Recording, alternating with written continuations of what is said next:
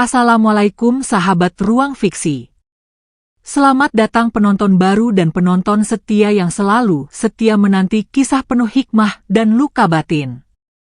Bayangkan, kau didatangi oleh wanita yang pernah kau cintai sepenuh jiwa.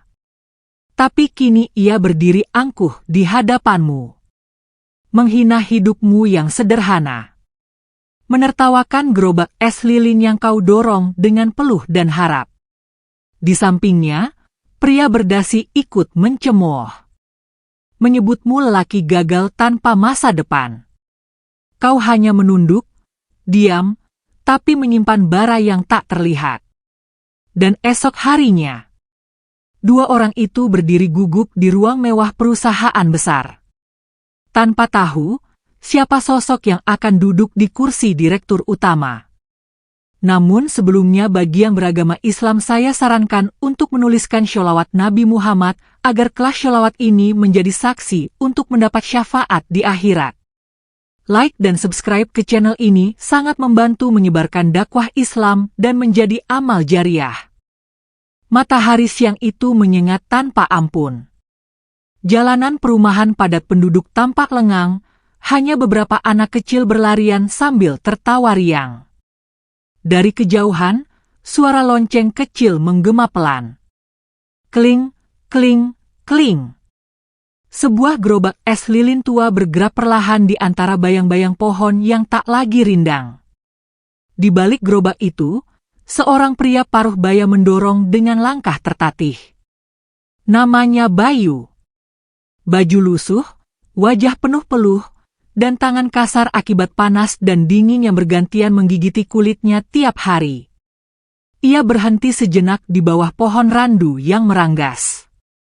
Tangannya mengelap keringat dengan handuk kecil yang mulai menghitam. Beberapa anak kecil datang menghampiri, membeli es lilin seharga Rp1.000. Bayu tersenyum, menyerahkan satu demi satu dengan sabar. "Makasih ya, Pak Bayu," ujar bocah kecil yang menerima es lilin rasa kacang hijau. Bayu mengangguk. Senyumnya hangat, meski tubuhnya mulai digerogoti kelelahan. Hidupnya sederhana. Tiap pagi ia produksi es lilin sendiri di rumah kecilnya. Tiap siang hingga petang, ia menjajakan dagangan dari gang ke gang. Tapi siang itu berbeda. Siang yang akan menjadi luka tak terlupakan. Suara mesin mobil mewah memecah keheningan. Mobil hitam mengilap berhenti tepat di depan Bayu. Dari balik kaca yang menurun perlahan, seorang wanita muncul dengan kacamata hitam mahal, bibir tipis, dan senyum sinis. Bayu membeku. "Masih jualan es lilin, Be?" Suara itu menusuk. Rani. Mantan istrinya. Wanita yang pernah ia cintai sepenuh hati. Kini berdiri di depannya seperti bayangan dari masa lalu yang datang membawa badai. Dari sisi lain mobil, seorang pria muda turun dengan jas mahal dan sepatu kulit yang mengilap. Thomas. Suami baru Rani. Matanya menyapu gerobak es lilin itu dengan jijik yang tak disembunyikan. "Ini suamiku sekarang, Direktur Distribusi Nasional," ucap Rani sambil menyandarkan tangan di lengan Thomas. "Dan kamu? Masih keliling dorong-dorong es kayak dulu?" Bayu diam. Ia hanya menatap lantai jalan yang dipenuhi daun-daun kering. "Dulu aku kira kamu punya masa depan, ternyata aku salah," lanjut Rani. "Kamu cuma cocok hidup di jalanan kayak gini." Thomas ikut menimpali, "Kalau kamu butuh kerja, mungkin bisa jadi satpam di gudang perusahaan kecil-kecilan. Itu pun kalau lolos seleksi fisik." Gelak tawa mereka seperti pisau yang menggores dada Bayu. Namun ia tetap diam. Bukan karena lemah, tapi karena di dalam diamnya, sesuatu mulai tumbuh. Api. Api yang tak terlihat tapi membakar dari dalam. Mereka pergi begitu saja setelah puas meludahi harga dirinya. Bayu tak menatap kepergian mereka. Ia justru kembali menunduk, memperbaiki posisi gerobaknya yang miring, dan mendorong perlahan menuju gang berikutnya. Malam harinya, rumah kecil Bayu tampak temaram. Tak ada kemewahan, hanya cahaya lampu minyak dan aroma es lilin yang tengah dibekukan dalam lemari pendingin kecil. Tapi di kamar sempit yang dipenuhi tumpukan map dan berkas, Bayu duduk dengan kemeja bersih dan laptop menyala di hadapannya. Tangan kasarnya menggeser mouse, membuka file demi file yang berisi data keuangan dan laporan operasional. PT Surya Logistik Mandiri, sebuah perusahaan distribusi raksasa dengan jaringan nasional. Bayu bukan lagi penjual es lilin biasa. Ia adalah pemilik tunggal perusahaan itu. Sudah bertahun-tahun ia membangun dari nol, bermodal gerobak kecil dan tekad baja. Gerobak yang sama yang masih ia dorong hari ini, bukan karena terpaksa, tapi karena ia tak ingin lupa rasanya jadi orang kecil. Esok hari, sesuatu akan berubah. Esok hari, dua orang yang menertawakannya akan datang, mengetuk pintu kantor yang mereka sendiri tak tahu milik siapa sebenarnya. Dan di balik pintu kaca gedung megah itu, Bayu sudah siap menunggu. Pagi itu Jakarta masih diselimuti kabut tipis. Lalu lintas di jalan protokol padat seperti biasa, namun di depan gedung kaca setinggi 20 lantai bertuliskan PT Surya Logistik Mandiri, antrean pelamar kerja sudah mengular dari dalam lobi hingga ke trotoar luar. Para pencari kerja berdiri rapi dengan map di tangan, sebagian terlihat gugup, lainnya penuh percaya diri. Di antara antrean itu, berdiri sepasang suami istri dengan penampilan mencolok dibanding yang lain. Rani dan Thomas. Rani mengenakan blus putih mengkilap dengan rok pensil abu-abu muda, sepatu hak tinggi, serta tas kulit impor yang ia peluk erat di dada. Sementara Thomas berdiri dengan jas abu tua yang tampak sedikit longgar, mungkin bekas jas lama yang kini kembali ia pakai untuk tampil meyakinkan. "Tenang aja sayang," bisik Thomas sambil merapikan rambutnya sendiri. "Aku sudah siapkan semua jawaban untuk interview. Pengalaman proyek kita cukup kuat. Dan kamu pasti langsung dilirik buat posisi sekretaris eksekutif." Rani mengangguk pelan. Matanya menatap gedung tinggi itu penuh harap. Gedungnya megah banget, ya, dari luar aja udah kelihatan punya omset triliunan, gumam Rani. "Makanya jangan gagal, timpal Thomas cepat. Kita enggak bisa pulang dengan tangan kosong. Ini satu-satunya peluang kita bangkit." Mereka tak tahu bahwa nasib akan menari di atas kepala mereka hari ini. Tak lama kemudian, seorang staf HRD berseragam batik keluar dari lift. Ia membawa map kuning dan menyebut dua nama dengan suara lantang.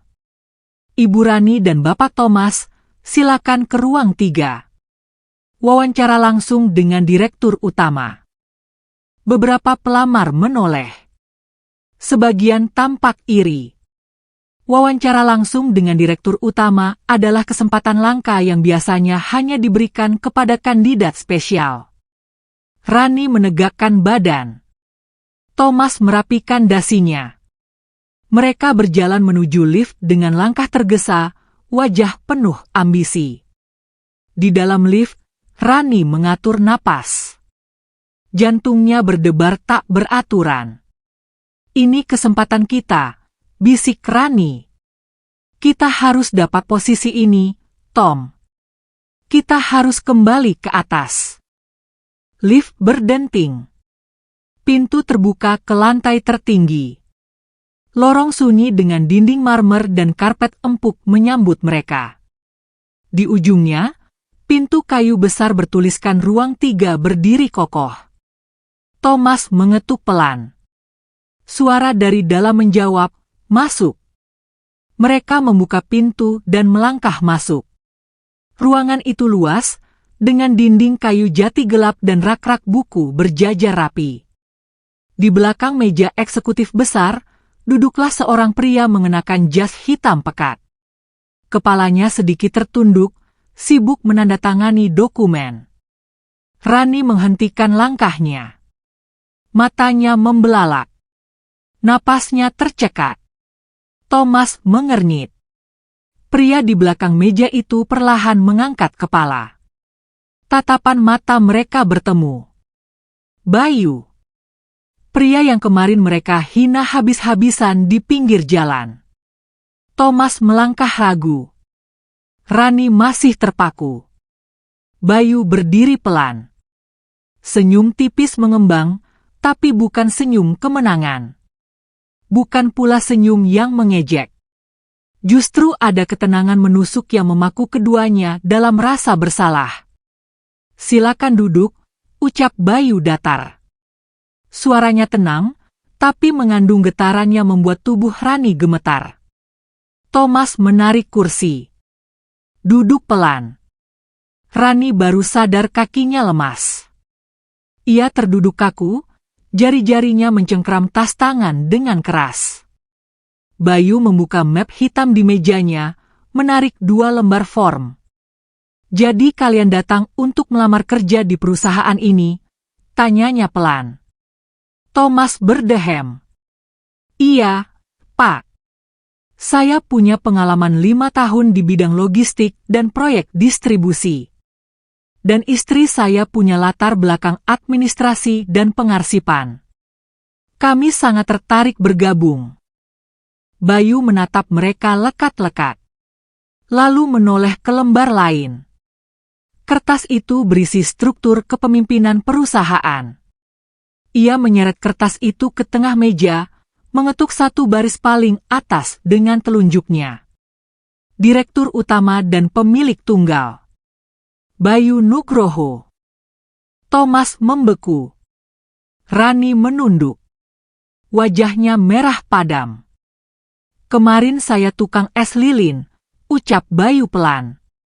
"Hari ini saya pemilik perusahaan ini. Rasanya tidak perlu saya tambahkan apa-apa lagi." Suasana ruangan mendadak hening. Suara detik jam terdengar seperti palu godam menghantam kepala mereka. Thomas mencoba berbicara, "Pak, kami." Bayu mengangkat tangan, memotong.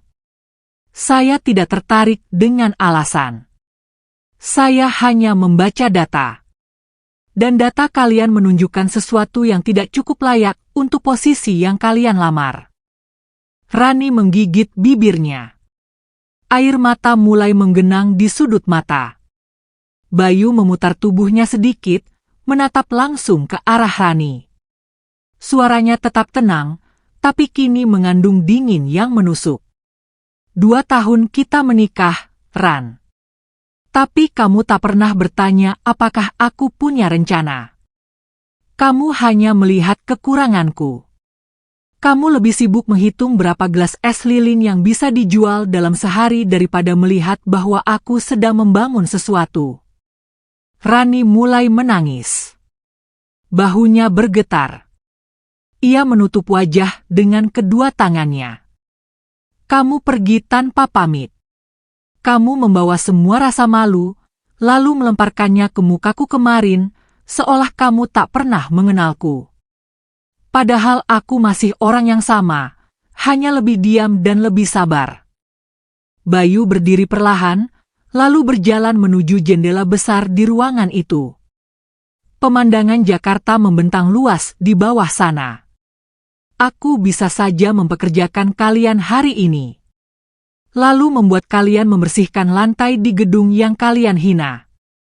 Tapi aku tak ingin membalas hinaan dengan penderitaan." Ia berbalik. "Karena aku percaya, balasan terbaik adalah ketika orang yang kamu rendahkan, memilih membangun bukan menghancurkan." Bayu kembali ke meja. Ia mengambil pulpen, menandatangani 2 berkas lamaran kerja yang ada di hadapannya.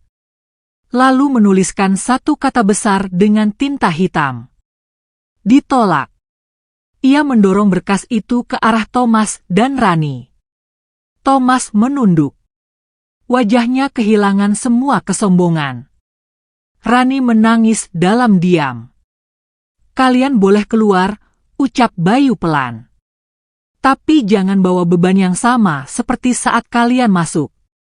Rani berdiri dengan tubuh gemetar. Thomas merangkul bahunya, membantunya keluar dari ruangan. Pintu tertutup perlahan. Bayu duduk sendiri di ruang itu. Napasnya berat, tapi matanya tidak berkaca. Tak ada rasa puas, hanya luka lama yang perlahan berubah menjadi ketegasan. Ia tahu, kisah ini belum selesai. Karena yang sesungguhnya akan menguji hati seseorang bukan saat ia dihina, tapi saat ia punya kesempatan untuk membalas. Dan Bayu memilih untuk tidak menginjak saat dia bisa menginjak balik. Ia memilih diam. Karena ia tahu, diamnya orang sabar lebih keras dari teriakan orang yang congkak. Rani duduk diam di kursi ruang tamu apartemen sempit yang mereka sewa sejak 2 bulan terakhir. Matanya masih sembab. Di tangannya, berkas lamaran bertuliskan ditolak terlipat tak rapi, seperti hatinya. Thomas berdiri di dekat jendela, memandangi kota yang malamnya selalu terang tapi hari ini tampak lebih gelap dari biasanya. Suasana kamar sunyi. Tak ada televisi menyala. Tak ada suara musik.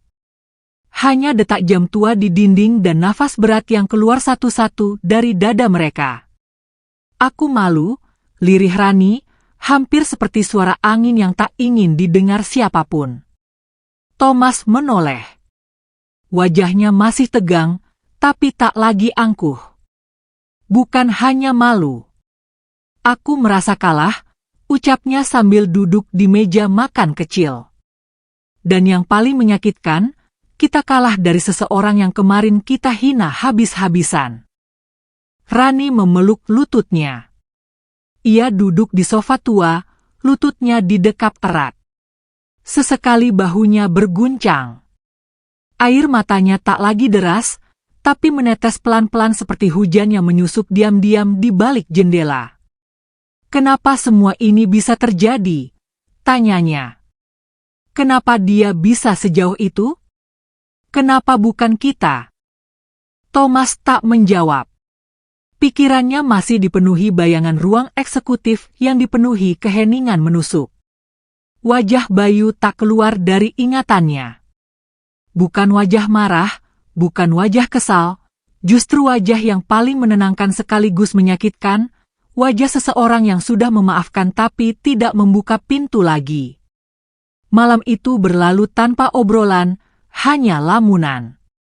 2 hari kemudian, Rani terbangun lebih pagi dari biasanya. Matanya sembab, tapi ada sedikit ketenangan di wajahnya.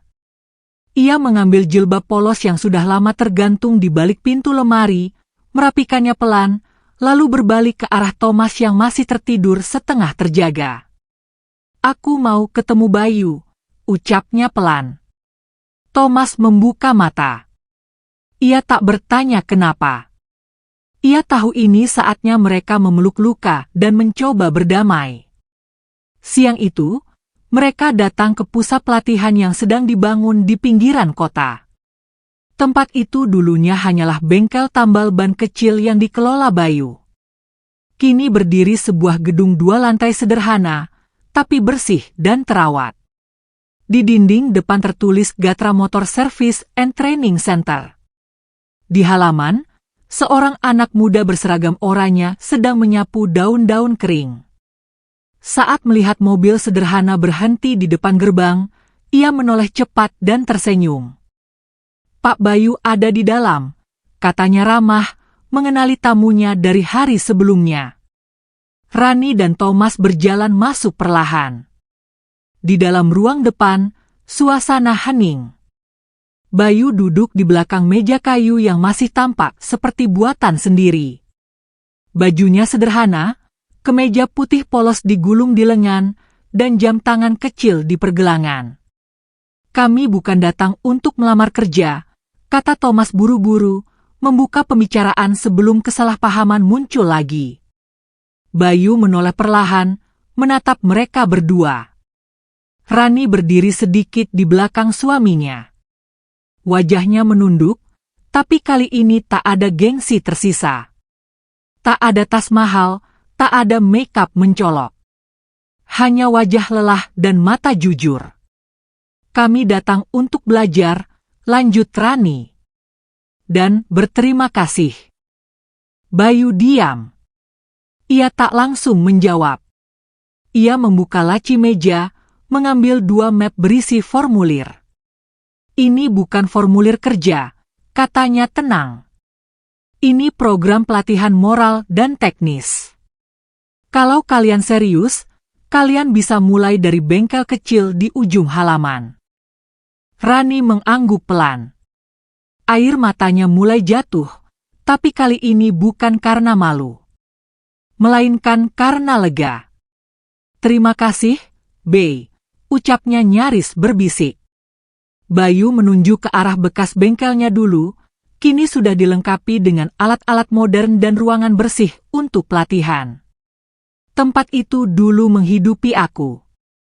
Sekarang mungkin bisa jadi tempat kalian menemukan harga diri kalian kembali. Rani menunduk. Thomas menggenggam tangannya erat. Mereka berdiri sebentar dalam diam, sebelum berbalik pergi menuju halaman bengkel. Bayu hanya menatap punggung mereka menjauh. Sore mulai turun perlahan. Di balkon rumahnya yang menghadap ke pohon mangga tua, Bayu duduk sendiri. Secangkir kopi sudah dingin di tangannya. Angin sore menggoyangkan dedaunan, membawa aroma tanah yang basah oleh gerimis siang tadi. Ponselnya bergetar. Nama yang muncul di layar membuat Bayu terdiam sejenak. Pak Hashim. Ayah dari Rani. Pria yang dulu pernah menjadi ayah mertuanya, dan sosok yang sempat ia anggap sebagai orang tua kedua. Dengan nafas pelan, Bayu menekan tombol play. Assalamualaikum, Bey, ini ayah. Entah kamu masih mau dengar suara ini atau tidak, tapi ayah harus bicara. Kamu enggak pernah salah, Nak. Kamu cuma jadi korban dari keputusan yang dipaksa. Dan ayah waktu itu terlalu lemah untuk melawan. Bayu menatap kosong ke depan. Matahari mulai tenggelam di balik gedung tua di kejauhan. Kalau ada waktu, datanglah. Atau biarkan ayah datang. Bukan untuk minta maaf, tapi untuk menjelaskan sesuatu yang dulu ayah sembunyikan. Suara pesan berhenti. Bayu diam. Tak langsung bereaksi. Hanya detak jam yang menemaninya malam itu. Keesokan harinya, Bayu datang ke rumah Pak Hashim. Rumah yang dulu pernah ia tinggali bersama Rani selama setahun pertama pernikahan mereka. Rumah itu masih sama. Temboknya tak berubah, hanya catnya yang mulai mengelupas. Pak Hashim menyambut di depan pintu. Tubuhnya jauh lebih tua, rambutnya sepenuhnya putih, dan wajahnya menyimpan penyesalan yang dalam. Mereka duduk di ruang tamu. Tak banyak perubahan. Kursi kayu dengan bantalan tipis, meja kecil, dan foto keluarga yang masih tergantung di dinding. Kamu tahu kenapa Rani minta cerai waktu itu? Tanya Pak Hashim pelan. Bayu mengangguk. Karena saya miskin. Pak Hashim menggeleng. Itu yang dia bilang, tapi bukan itu kenyataannya. Bayu memicingkan mata. Semua itu dimulai dari ibunya, lanjut Pak Hashim. Dia dapat tawaran proyek besar dari keluarga Thomas, tapi syaratnya satu. Rani harus menikah dengan Thomas. Mereka tak mau calon menantu tukang es lilin. Ibumu Rani marah besar waktu tahu Rani menolak. Dan saya tidak cukup kuat membelanya. Pak Hashim menunduk. Kami memaksa dia cerai. Kami ancam. Kami buat seolah-olah kamu laki-laki tak berguna. Kami hina kamu di depan keluarga besar supaya semua percaya kamu layak ditinggalkan. Bayu menatap pria tua itu. Matanya tak lagi marah. Hanya kosong. Kenapa baru sekarang bilang? Tanyanya pelan. Karena sekarang saya tahu rasanya ditinggalkan. Rani tak pernah kembali. Thomas tak pernah menengok. Dan saya hanya ingin memulihkan satu hal yang dulu saya hancurkan, kepercayaanmu. Bayu menatap lama, lalu bangkit perlahan. Ia mendekat dan meletakkan tangannya di bahu Pak Hashim. Saya sudah memaafkan dari dulu, yah. Tapi saya tak pernah lupa. Pak Hashim mengangguk. Matanya basah. Terima kasih, Nak. Dua pria itu duduk lama dalam keheningan.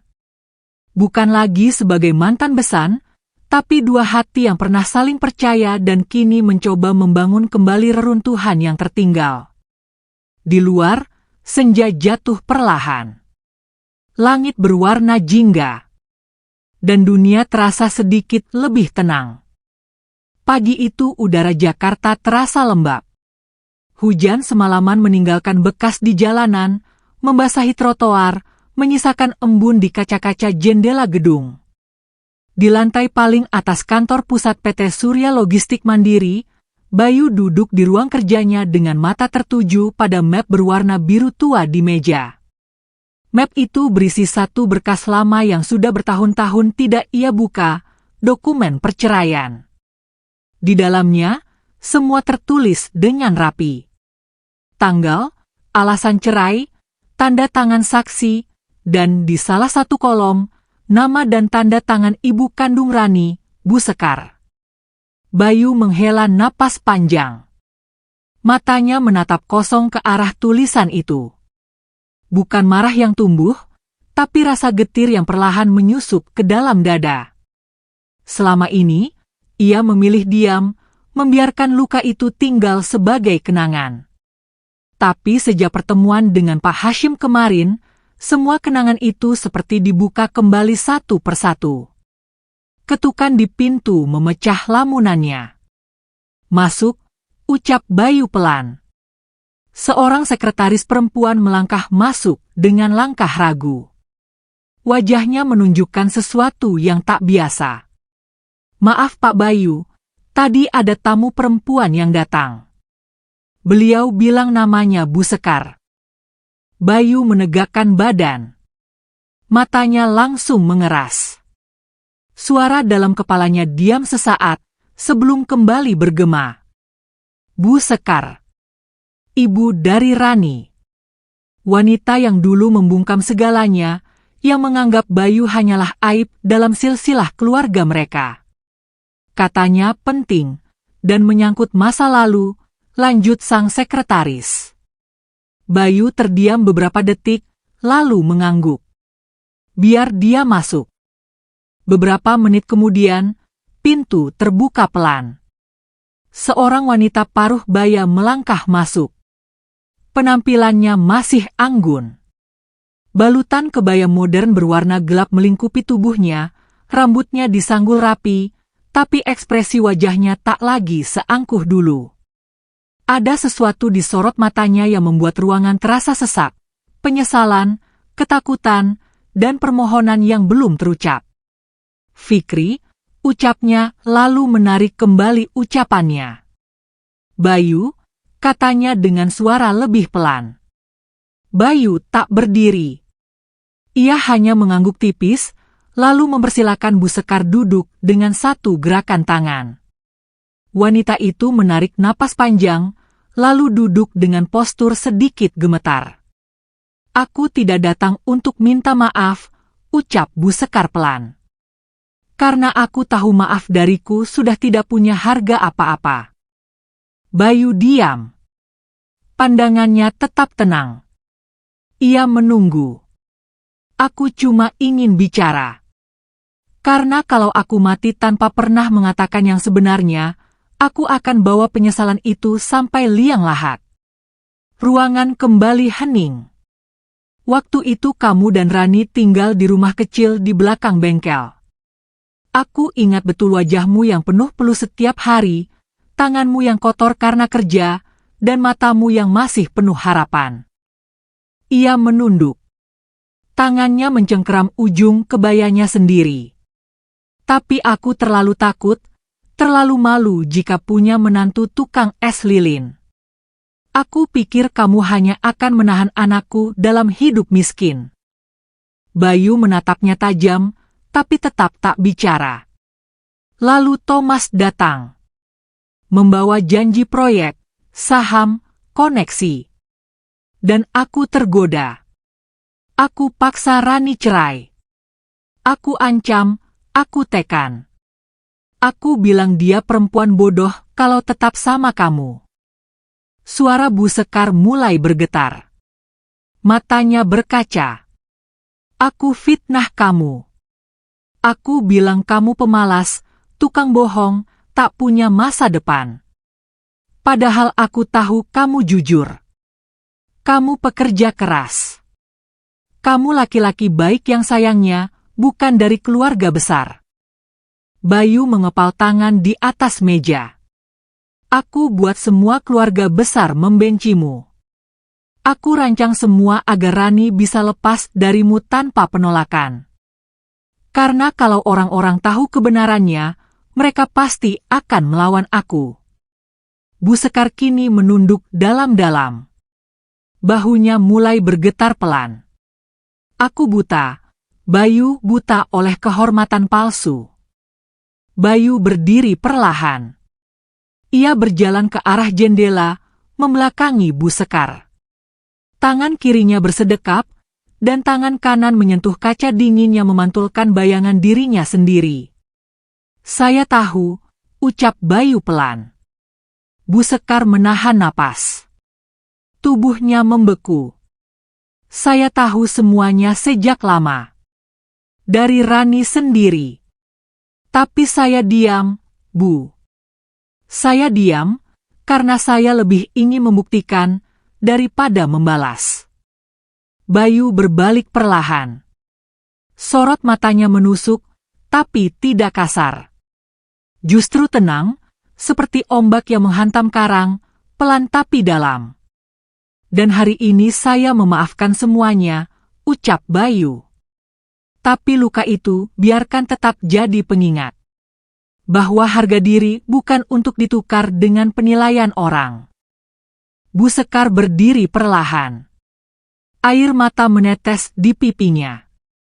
Terima kasih, karena kamu tetap diam ketika kamu bisa menghancurkan. Karena kamu tetap membangun ketika kamu bisa membalas. Kamu bukan hanya lelaki terbaik yang pernah mencintai anakku, kamu juga lelaki terbaik yang pernah mempermalukan aku dengan cara yang paling terhormat. Ia melangkah mundur pelan, lalu keluar dari ruangan tanpa suara lagi. Pintu tertutup. Tinggal Bayu sendiri berdiri menatap langit Jakarta yang mulai cerah setelah semalaman diguyur hujan. Bukan rasa puas yang ia rasakan. Bukan juga bangga. Hanya lega. Karena satu demi satu pintu masa lalu akhirnya terbuka. Karena satu demi satu orang yang dulu menutup hati mereka, kini mulai belajar melihat siapa dirinya sebenarnya. Mentari pagi itu naik perlahan, sinarnya menyelinap malu-malu melalui celah tirai jendela. Bayu mengemudi sendiri pagi itu, mengenakan kaos abu polos dan celana bahan sederhana. Tidak ada jas, tidak ada dasi, tidak ada simbol kekuasaan, hanya dirinya apa adanya. Mobil pick-up hitam yang ia kemudikan melaju pelan menyusuri jalanan kota, melewati perempatan, pasar, dan trotoar-trotoar yang dipenuhi lalu lalang orang pagi. Ia dalam perjalanan menuju proyek pelatihan bengkel baru yang sedang ia siapkan di kawasan pinggiran kota, sebagai perluasan dari pusat pelatihan yang sudah ia bangun sebelumnya. Namun di sebuah simpang 4 wilayah Cipayung, langkahnya terhenti. Kerumunan orang berdiri membentuk lingkaran di sisi trotoar. Suara panik terdengar samar. Mobil Bayu berhenti perlahan. Ia turun, berjalan cepat menerobos kerumunan. Tabrak lari, bisik seseorang di sebelahnya. Mobil sedan hitam, kenceng banget, langsung kabur. Ibu-ibu itu kena pas lagi nyebrang. Di tengah kerumunan, Bayu melihat seorang wanita tua terbaring di trotoar. Kerudungnya lusuh, wajahnya penuh luka lecet, tangan kirinya memegangi lutut yang tampak bengkak. Nafasnya terengah, tapi matanya masih terbuka. Bayu berjongkok cepat. "Ibu, bisa dengar saya?" Suaranya lembut, tenang. Wanita itu menoleh lemah, lalu mengangguk pelan. Tanpa pikir panjang, Bayu mengangkat tubuh wanita itu ke mobil. Beberapa warga membantu membuka pintu belakang. Mobil melaju kencang menuju rumah sakit terdekat. Di ruang gawat darurat, Bayu menunggu sambil duduk di bangku panjang. Ia membelikan bubur dan air putih untuk sang ibu, lalu menunggui hingga petugas berhasil menghubungi keluarga korban. Beberapa menit kemudian, seorang perawat datang menghampiri. "Pak, tadi ibu ini sempat menyebut nomor anaknya. Kami sudah hubungi. Katanya sedang dalam perjalanan ke sini." Bayu mengangguk, lalu kembali duduk. Tak lama, pintu bangsal terbuka. Seorang pria melangkah cepat ke dalam ruangan dengan wajah panik. Mengenakan kemeja biru dan sepatu pantofel mengkilap. Raut wajahnya membuat Bayu langsung mengenali. Thomas. Thomas membelalak saat melihat Bayu berdiri di dekat ranjang ibunya. Wajahnya pucat, langkahnya berhenti di ambang pintu. Tapi wanita tua di ranjang langsung berseru, "Reza, ini orang yang selamatkan ibu." Reza, nama asli Thomas, menunduk. "Ibu, maaf aku telat," ucapnya sambil menggenggam tangan wanita itu. Ia menoleh ke Bayu. "Aku gak tahu harus bilang apa." Bayu hanya menatapnya, diam. Tak ada nada tinggi. Tak ada cemooh. Hanya ketenangan. Lalu sang ibu menoleh, tersenyum lemah kepada Bayu. "Nak, maafkan anak saya kalau dia pernah berbuat salah." Reza menelan ludah. Ia mematung. "Saya gak tahu harus mulai dari mana, Fik," katanya pelan. "Tapi aku sungguh berterima kasih.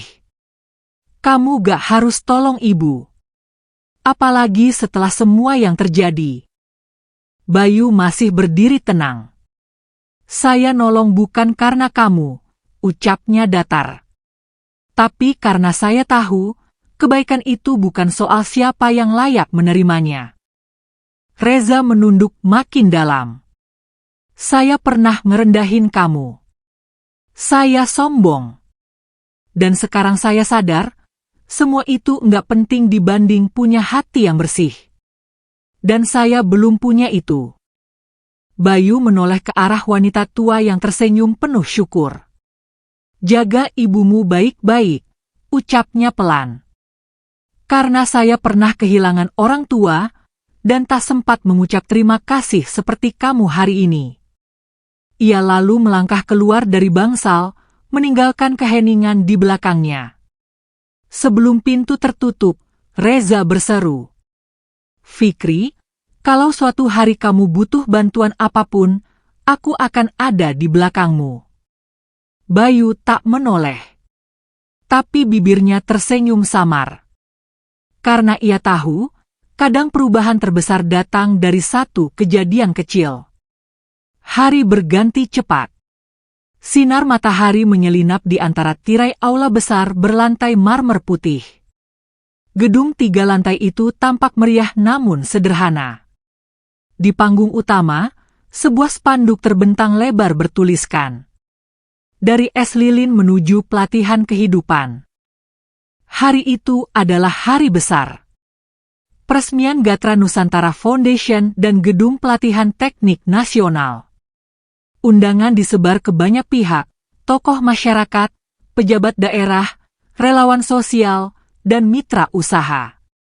Namun di antara undangan yang dikirim, Bayu secara diam-diam menyisipkan beberapa surat yang ia tulis sendiri.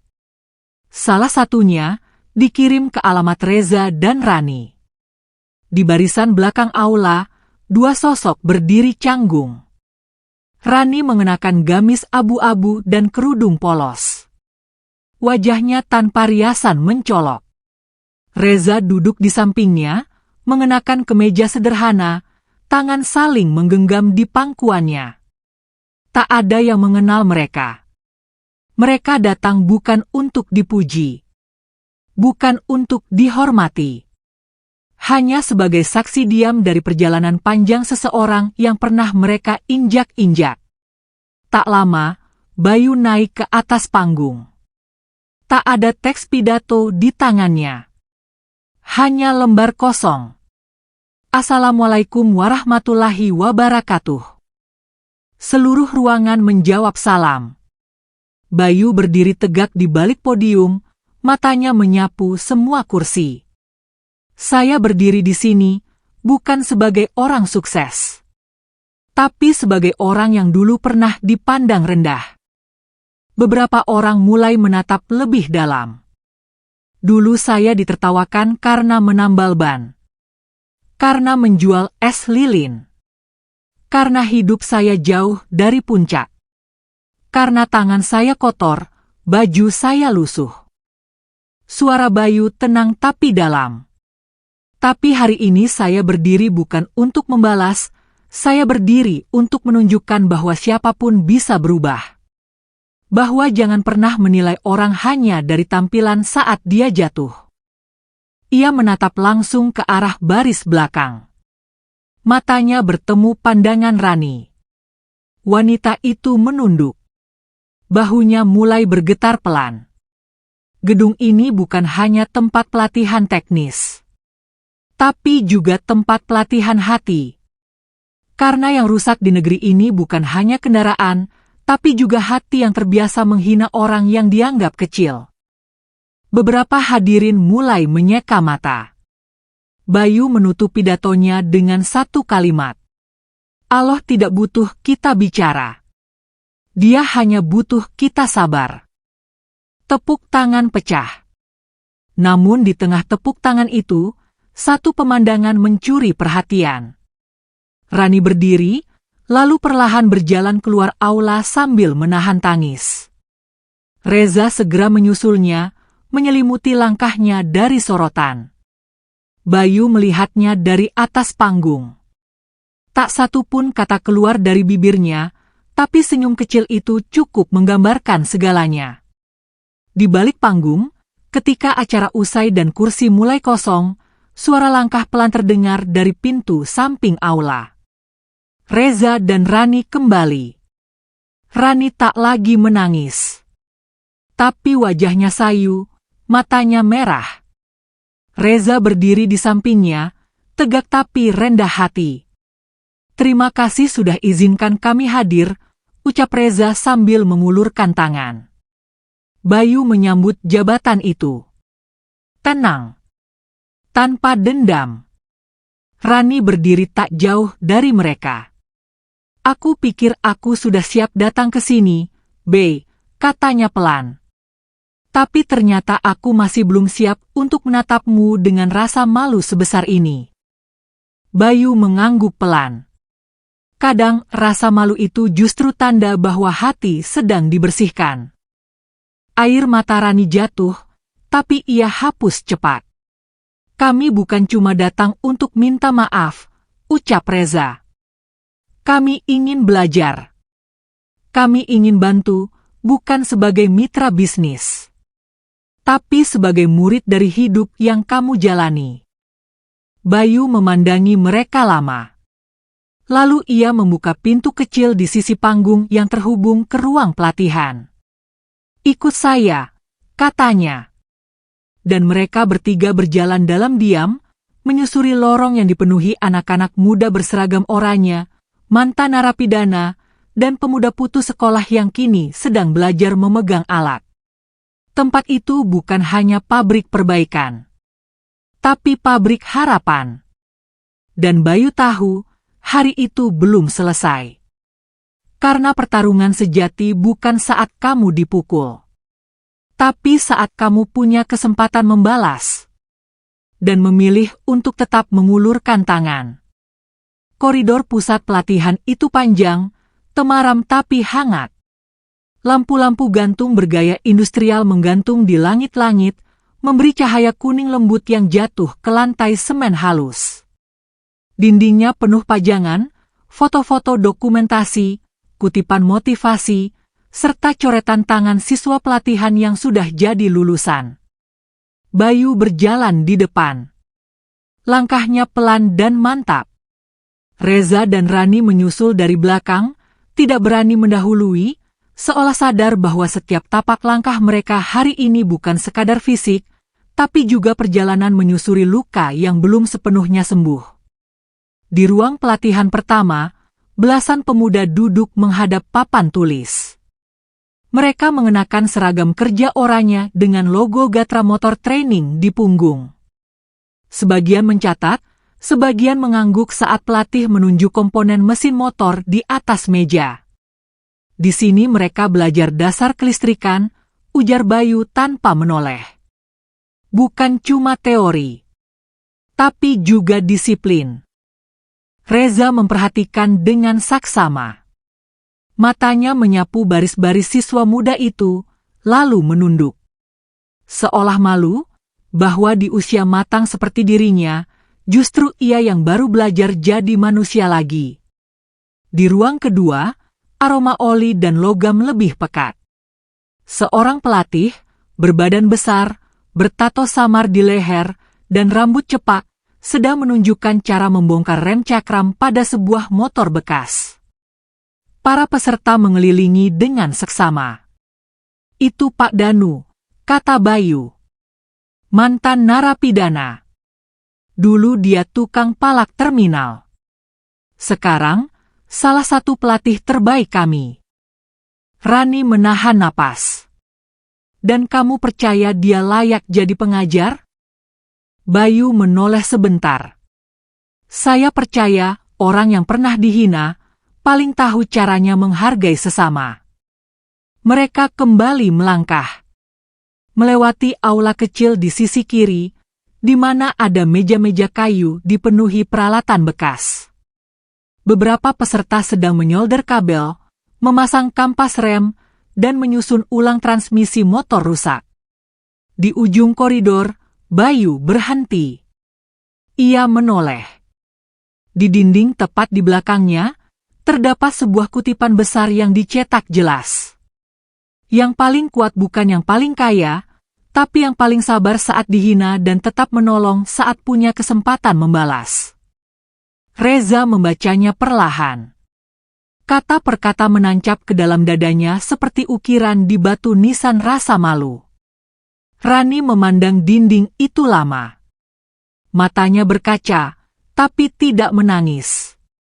Untuk pertama kalinya, ia mengerti bahwa semua kebanggaan palsu yang dulu ia peluk tak pernah benar-benar membuatnya berdiri lebih tinggi. Justru membuatnya lupa caranya melihat ke dalam. Tempat ini bukan untuk cari uang, lanjut Bayu. Saya bangun tempat ini karena saya tahu rasanya dihina. Dan saya enggak mau orang lain mengalaminya sendirian. Reza menyentuh dinding itu. Tangannya gemetar. Aku juga pernah jadi orang yang menghina, bisiknya. Bayu menatapnya dalam diam. Dan aku ingin belajar menebusnya. Bayu tak menjawab. Ia hanya membuka pintu kecil di sisi kanan lorong. Ruangan itu lebih sunyi. Hanya ada satu meja kayu panjang, papan tulis, dan beberapa rak buku. Ini ruang refleksi, ujar Bayu. Semua peserta pelatihan wajib duduk di sini minimal 1 jam seminggu. Menulis tentang diri mereka. Tentang apa yang pernah mereka lakukan. Dan apa yang ingin mereka ubah. Rani melangkah masuk, lalu duduk di ujung meja. Ia menyentuh permukaan kayu yang masih kasar, tapi bersih. Matanya terpaku pada sebuah buku catatan yang terbuka di meja. Tulisan tangan di dalamnya besar dan rapi. Aku bukan orang jahat. Aku cuma pernah takut dan mengambil jalan salah. Tapi aku ingin jadi baik sebelum hidup selesai. Rani menutup matanya. Satu tetes air jatuh di pipinya. Tapi ia tak usap. Bayu menatap mereka berdua. Besok pagi, kalau kalian benar-benar ingin berubah, datanglah. Tapi datang sebagai kalian yang baru. Bukan sebagai orang yang dulu pernah menghina atau pernah ditinggalkan.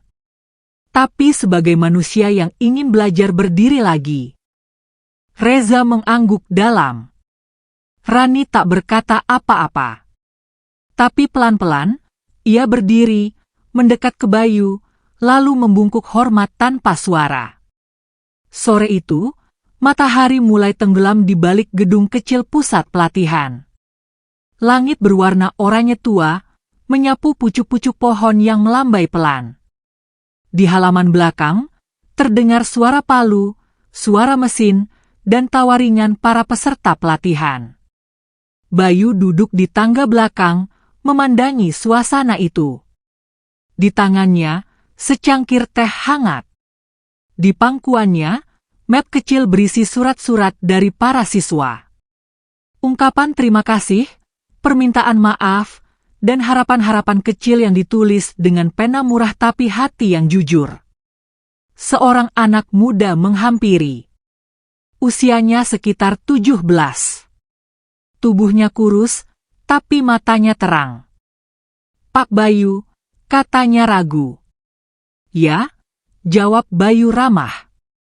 Kalau nanti saya sudah bisa kerja, bolehkah saya ajak ibu saya tinggal di sini? Supaya dia tahu anaknya enggak gagal.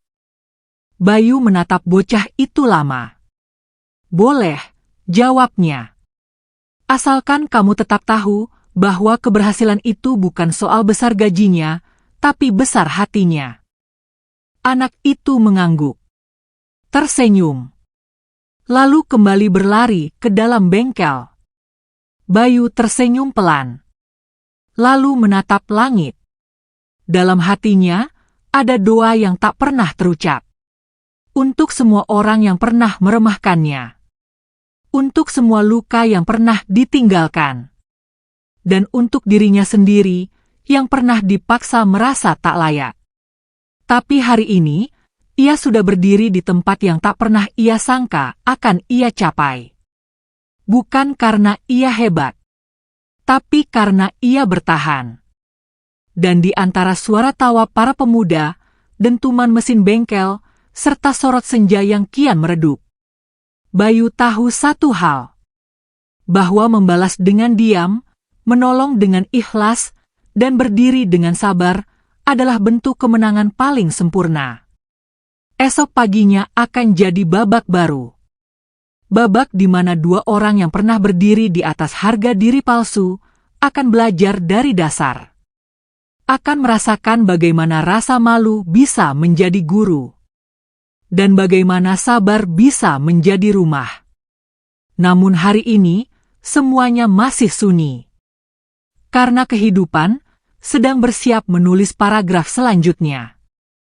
Mentari baru saja menyembul dari balik gedung tua di pinggir kota saat dua sosok berdiri di depan gerbang Gatra Motor Training Center. Angin pagi menyapu wajah mereka. Dingin, namun menyegarkan. Di tangan Reza dan Rani, masing-masing menggenggam tas kecil berisi perlengkapan sederhana, baju ganti, alat tulis, dan sepotong tekad yang baru mereka rajut dari luka kemarin. Tidak ada mobil mewah hari ini. Tidak ada sepatu mengilap, tas kulit mahal, atau parfum impor. Yang tersisa hanyalah dua orang dewasa, pernah tinggi kepala, kini datang dengan kepala tertunduk. Di dekat pintu gerbang, seorang pemuda berseragam oranye menyapa ramah. Selamat pagi. Kalian peserta baru ya? Reza mengangguk. Rani mengangguk pelan. Ikut saya. absen di ruang administrasi dulu. Nanti baru diarahkan ke pelatih masing-masing. Langkah mereka terasa berat saat memasuki lorong bangunan 2 lantai itu. Suara-suara riuh para siswa lain terdengar dari arah bengkel utama. Suara palu, mesin bor, dan tawa ringan mengisi udara pagi. Di ruang administrasi, seorang staf perempuan muda menyambut dengan senyum. Selamat datang. Ini formulir pelatihan teknis dan etika kerja. Kalian bisa isi di sini. Nanti ada jadwal tes fisik ringan dan evaluasi wawancara awal. Reza menarik napas. Ia membaca baris pertama formulir itu dengan lambat. Tujuan mengikuti program ini.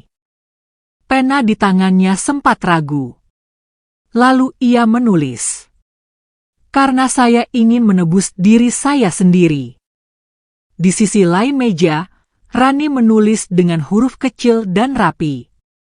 Karena saya ingin belajar menjadi manusia yang lebih rendah hati. Setelah mereka menyelesaikan administrasi, mereka dibagi ke dalam 2 kelas berbeda. Reza masuk ke kelas teknik dasar kendaraan. Rani masuk ke kelas dasar manajemen bengkel dan layanan pelanggan. Pagi itu jadi pukulan pertama. Di dalam ruang pelatihan, Reza duduk di barisan belakang. Pelatihnya, Pak Danu, seorang mantan narapidana yang kini jadi instruktur teknik listrikan, berbicara dengan suara tegas dan cepat. Siapa yang belum pernah pegang obeng? Reza mengangkat tangan pelan. Beberapa siswa lain, yang usianya bahkan ada yang setengah dari usianya, menoleh. Sebagian tertawa kecil.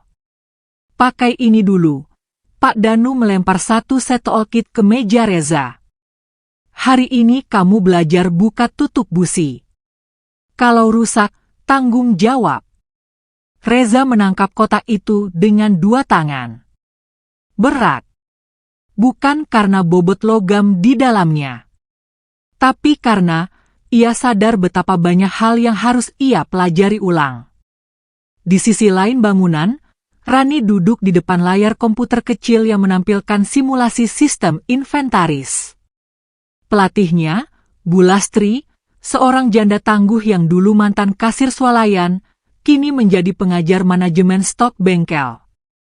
Mbak Rani, suara Bu Lastri memanggil. Rani mendongak. Coba input pesanan baru dari pelanggan dengan sistem ini. Simulasi ya, tapi semua harus akurat. Jari Rani gemetar saat menyentuh keyboard. Bukan karena tidak bisa, tapi karena tekanan rasa malu yang belum benar-benar sembuh. 2 gadis muda di sebelahnya saling berbisik.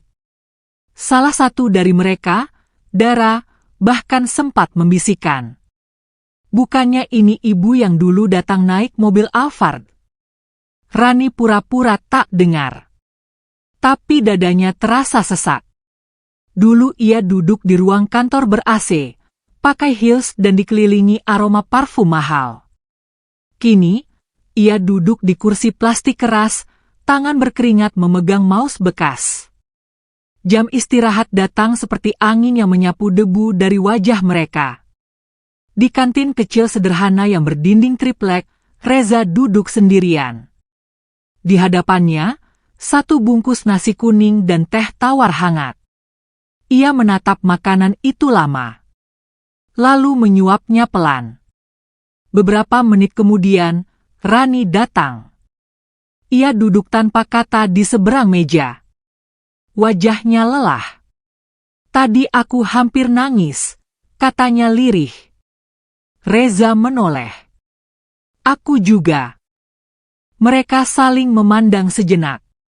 Lalu tertawa kecil. Tawa yang getir tapi tulus.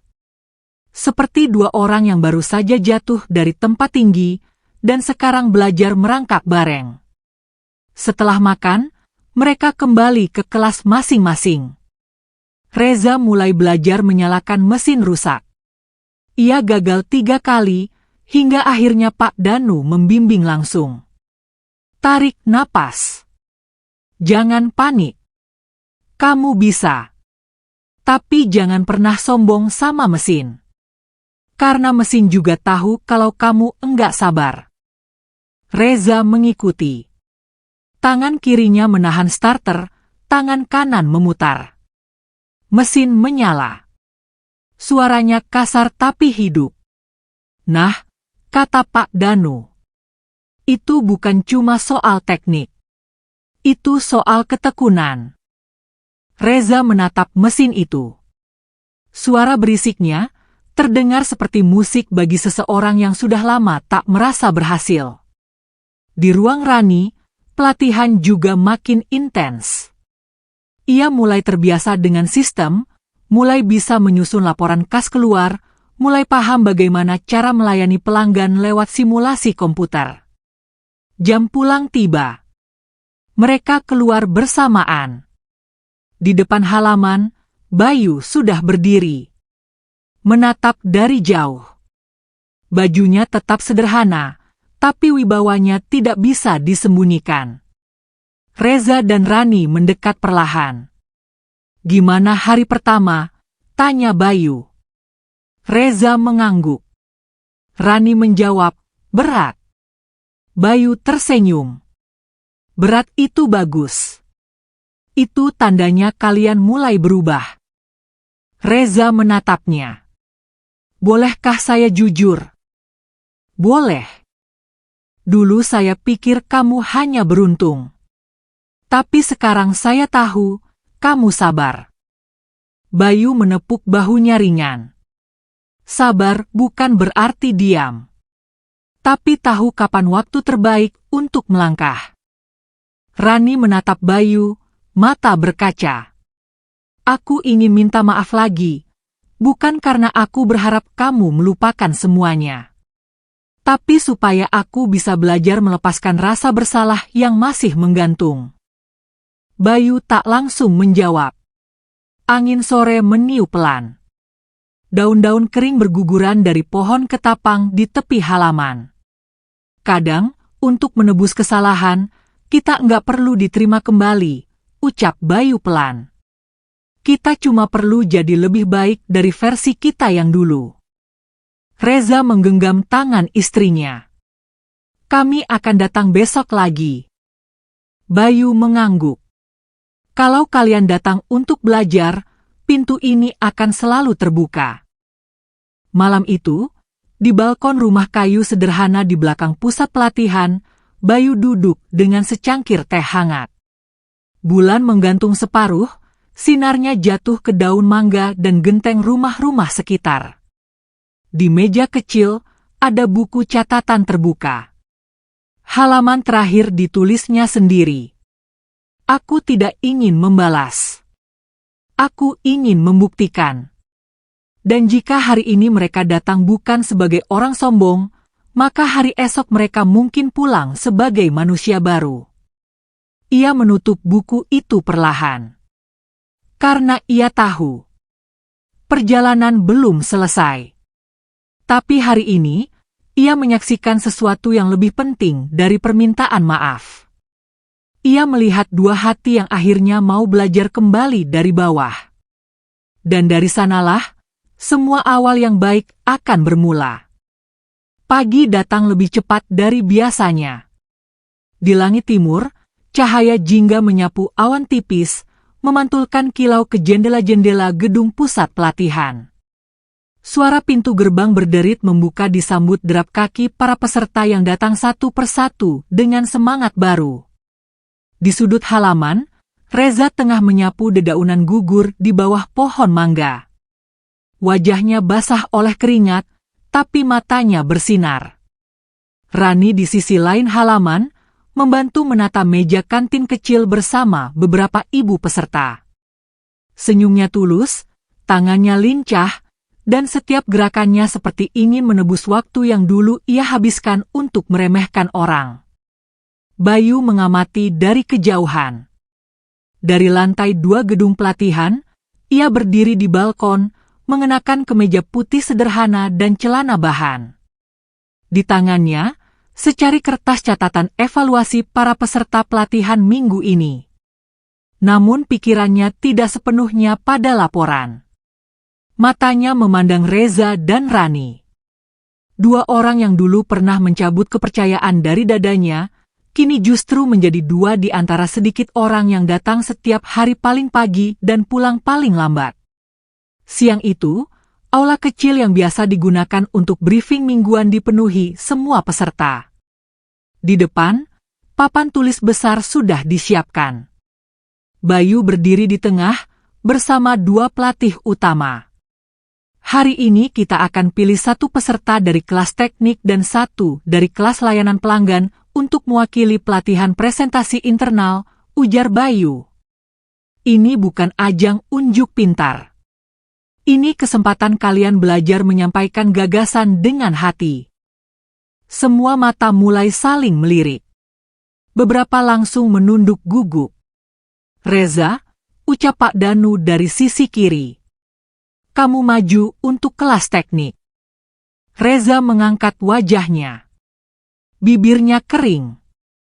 Jantungnya berdetak lebih cepat.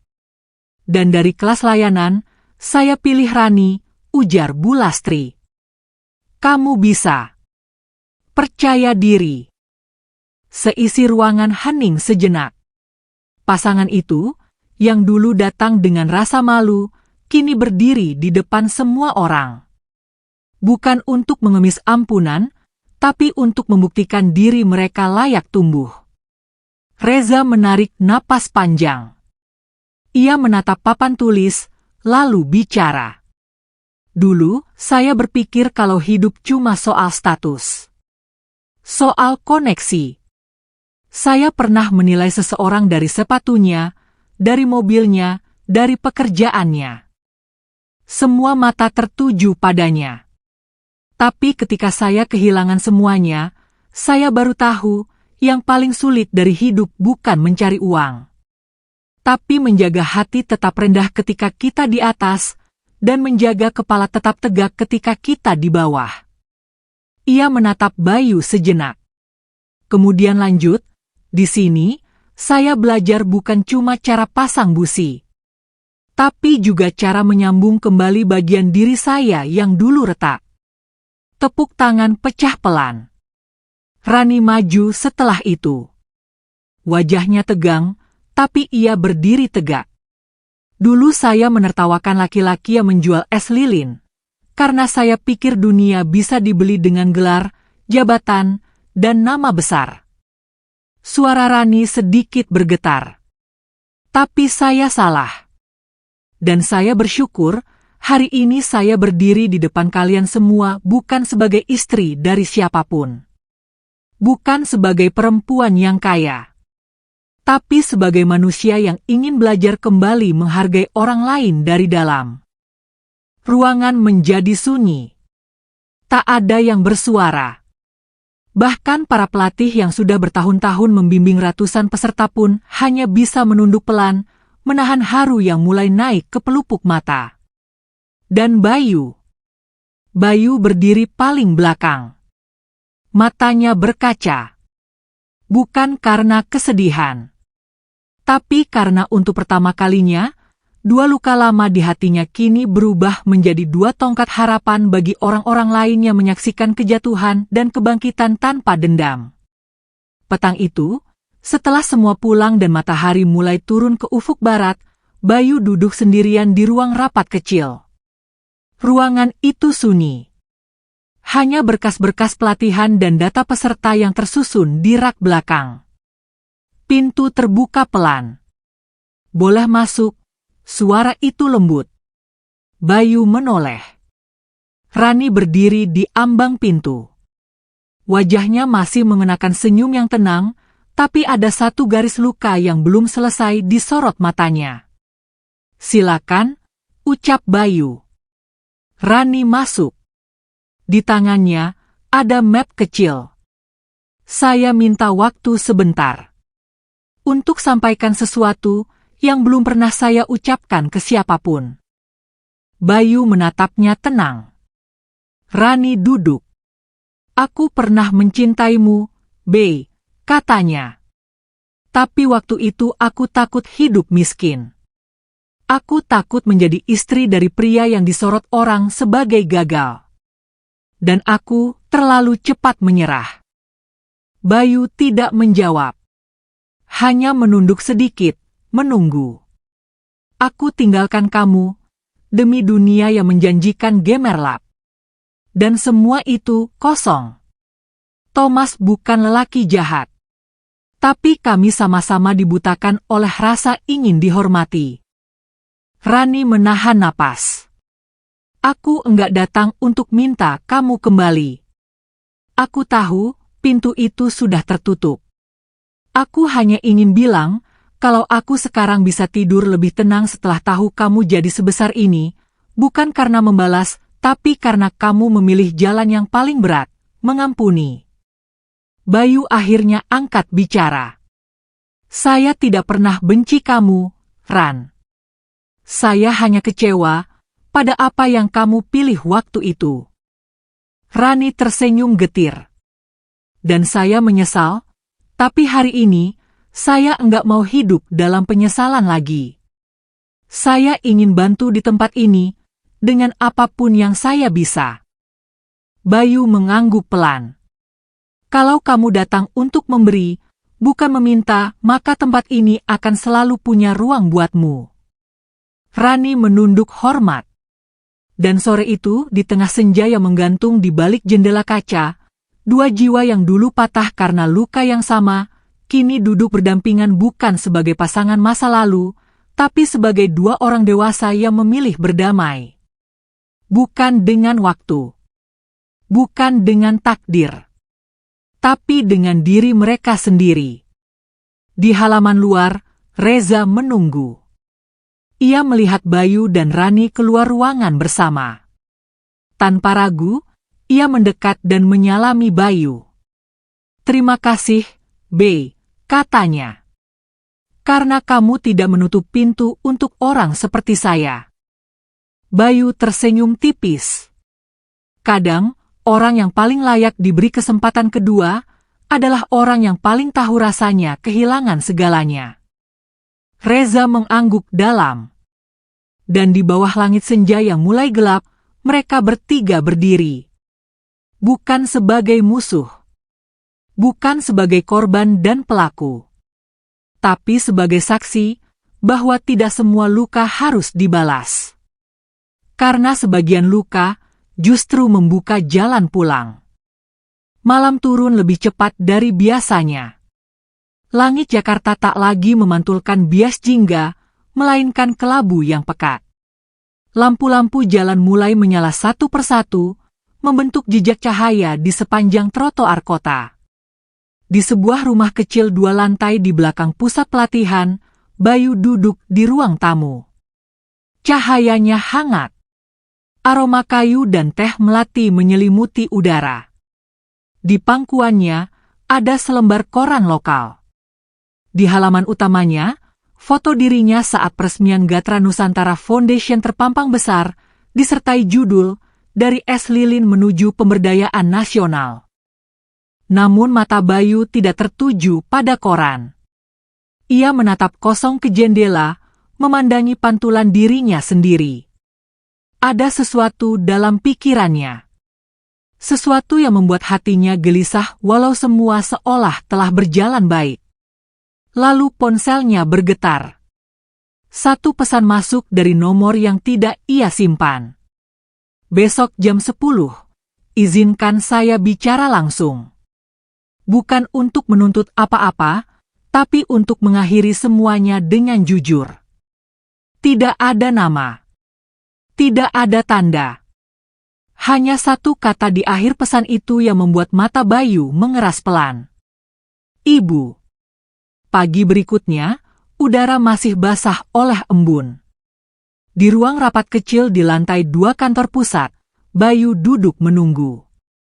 Meja kayu besar di hadapannya tampak rapi, hanya ada segelas air putih dan 2 map berisi laporan mingguan dari tim pelatihan. Pintu diketuk pelan. Masuk, ucap Bayu datar. Pintu terbuka. masuklah seorang wanita tua dengan kebaya abu gelap. Rambutnya telah memutih penuh. Di balik riasan ringan yang biasa ia pakai untuk acara formal, tampak jelas gurat lelah dan umur yang tak bisa ditutupi.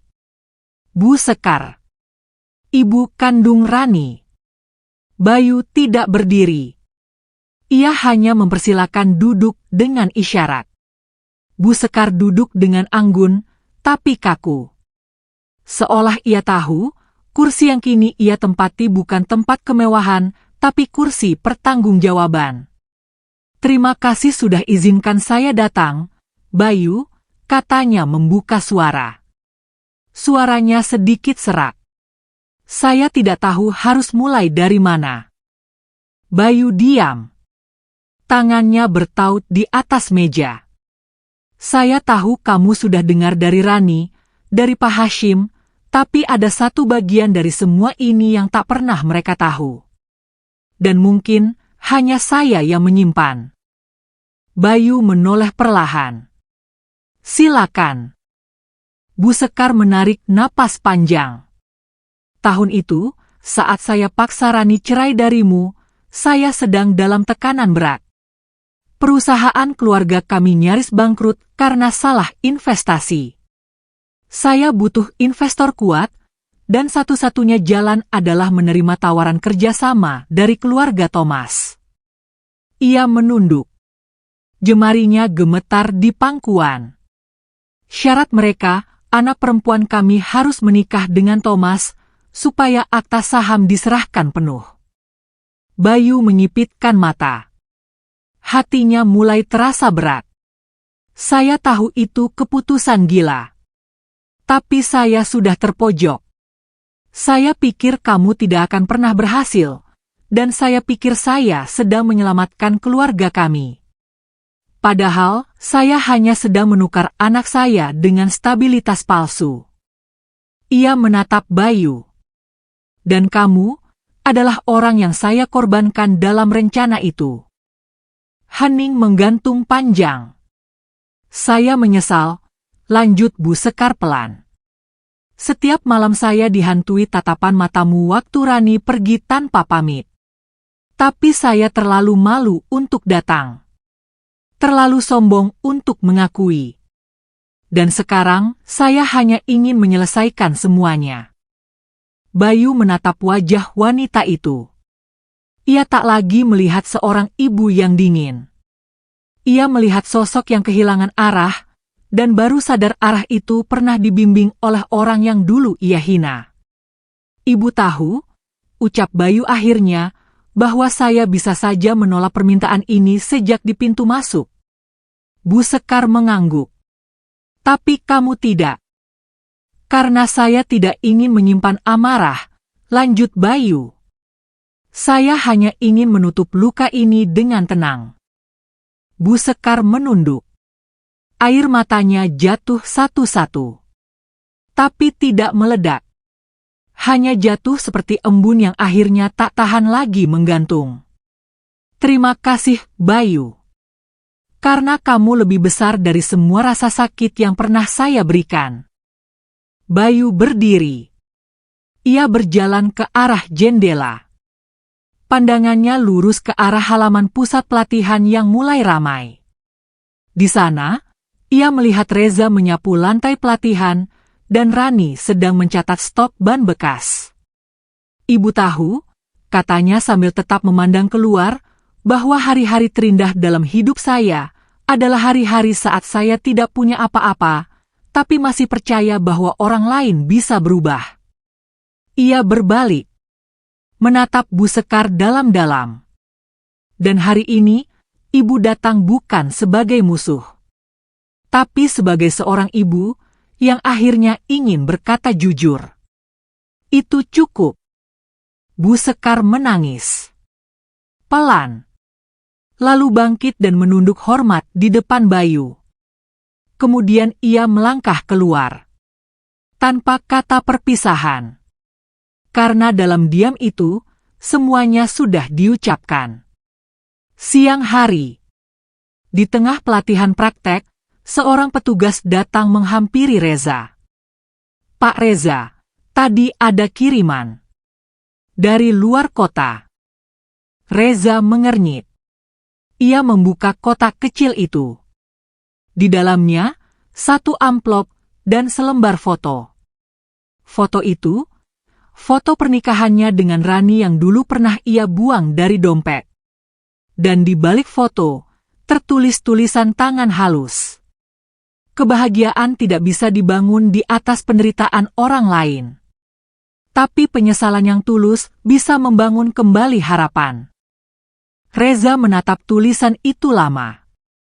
Lalu melipatnya dan menyimpannya di dalam kantong.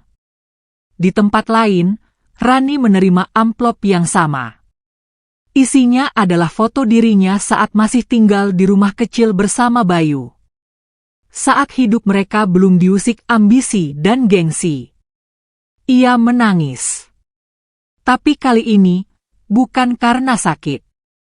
Melainkan karena ia baru saja diingatkan betapa sederhananya kebahagiaan itu dulu. Malamnya, di ruang tamu Bayu, ada pertemuan kecil.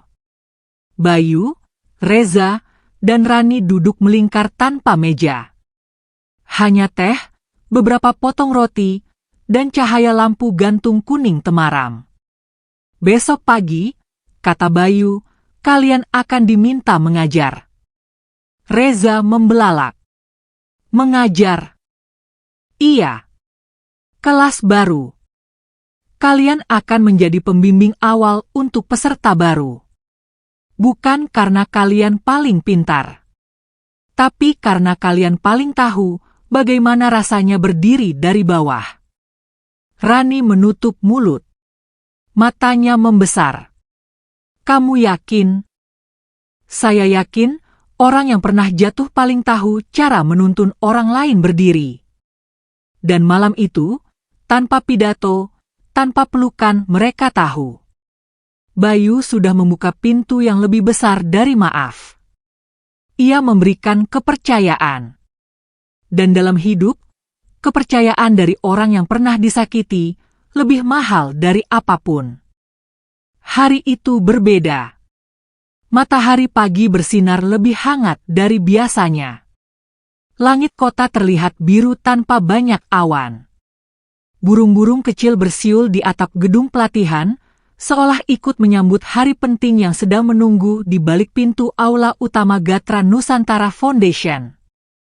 Di dalam gedung itu, bangku-bangku tertata rapi. Dekorasi sederhana dari daun-daun kering dan pot bunga lokal menghiasi sisi ruangan. Tak ada karpet merah. Tak ada papan nama berbintang. Hanya spanduk putih polos di depan panggung bertuliskan. Kelas baru. Kesempatan baru. Tidak semua dimulai dari atas. Reza berdiri di samping panggung, mengenakan seragam pelatih baru berwarna abu-abu tua. Rani di sisi lain, mengenakan gamis sederhana dan jilbab putih yang ia setrika sendiri semalam. Hari ini mereka tidak lagi peserta pelatihan. Hari ini mereka menjadi pengajar pertama bagi kelompok baru yang akan memulai dari nol, seperti mereka dulu. Di luar aula, Bayu berdiri memandangi halaman dari jendela kaca. Seseorang menghampirinya pelan. Siap? Suara Bu Lastri. Bayu menoleh dan mengangguk. Mereka lebih dari siap. Bahkan sebelum mereka tahu bahwa mereka bisa. Bu Lastri tersenyum. Kalau begitu, waktunya. Saat aula mulai terisi oleh peserta baru, anak-anak muda dari berbagai penjuru kota, buruh pabrik yang terkena PHK, mantan narapidana, janda muda, bahkan seorang mantan pemulung, Reza dan Rani berdiri di depan dengan mikrofon kecil terpasang di telinga. Bayu memberi isyarat dari belakang ruangan. Reza memulai. Suaranya pelan, tapi mantap. Nama saya Reza. Saya bukan insinyur. Saya bukan lulusan luar negeri. Saya hanya seseorang yang pernah kehilangan harga diri, dan sekarang berdiri di sini bukan karena saya hebat, tapi karena saya diberi kesempatan. Ia menoleh ke Rani. Rani melangkah maju. Dan saya Rani. Saya pernah berdiri di tempat yang tinggi, tapi saya jatuh karena kesombongan saya sendiri. Saya datang ke tempat ini dengan rasa malu, tapi disambut bukan dengan cemooh, melainkan dengan ruang untuk berubah. Semua peserta memperhatikan. Sebagian terdiam. Beberapa mulai mengangguk pelan. Hari ini, lanjut Reza, kami bukan akan mengajari kalian segalanya. Kami hanya akan menemani. Agar saat kalian tersandung, kalian tahu, kalian tidak sendiri. Tepuk tangan pelan mulai terdengar. Lalu semakin ramai. Lalu menjadi hangat. Di belakang aula, Bayu berdiri. Ia tidak bertepuk tangan. Ia hanya menunduk pelan. Karena bagi dirinya, saat yang paling tinggi dalam hidup bukan saat orang lain memanggilnya direktur. Tapi saat ia melihat orang yang pernah menjatuhkannya, berdiri kembali dan menolong orang lain. Sore itu, setelah pelatihan hari pertama selesai, Bayu mengajak Reza dan Rani ke taman kecil di samping kantor. Taman itu dulunya hanya lapangan tanah kosong. Kini sudah berubah jadi kebun mini dengan bangku kayu dan kolam kecil berisi ikan lele. Di bawah pohon Kamboja tua, mereka duduk bertiga. Angin sore meniup pelan. Daun-daun jatuh satu-satu, seperti waktu yang melepaskan dirinya dari masa lalu. Aku masih kadang merasa bersalah, ucap Reza. Bayu tidak langsung menjawab. Aku tahu aku pernah meremehkan kamu. Dan kadang aku takut, aku tak akan pernah cukup layak untuk membalas kebaikan yang sudah kamu beri. Bayu memutar kepalanya. Menatap wajah Reza lama. Reza, saya tidak butuh kamu balas. Saya hanya butuh kamu terus jadi lebih baik. Karena saya tidak bangun tempat ini untuk melihat orang jatuh. Saya bangun ini untuk memastikan orang punya tempat berdiri. Rani mengusap sudut matanya. Dan kalau boleh jujur, lanjut Bayu, kalian sudah melampaui apa yang saya harapkan. Reza menunduk. Rani menunduk. Mereka tidak menjawab. Karena dalam hati mereka, ucapan itu lebih berat dari segala penghargaan di dunia. Hari-hari berlalu. Reza kini menjadi pelatih teknik penuh waktu. Ia tidak hanya mengajari siswa, tapi juga mulai merancang sistem pelatihan modular untuk mantan pekerja lapangan.